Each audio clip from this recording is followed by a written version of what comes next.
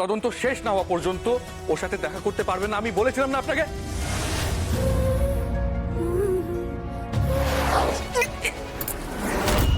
উজি, উজি, আরে বাবা তুমি তুমি আসতে গেলে কেন বলো তো? তোমাকে তো বারণ করেছিলাম। এক মিনিট নিশাদি, উজির সামনে আসতে আপনাকে তো বারণ করেছিলাম, তাই না? আর আপনি খুব ভালো করে জানেন জিৎ তদন্ত করছে, তাই তদন্ত শেষ না হওয়া পর্যন্ত ওর সাথে দেখা করতে পারবেন না, আমি বলেছিলাম না আপনাকে?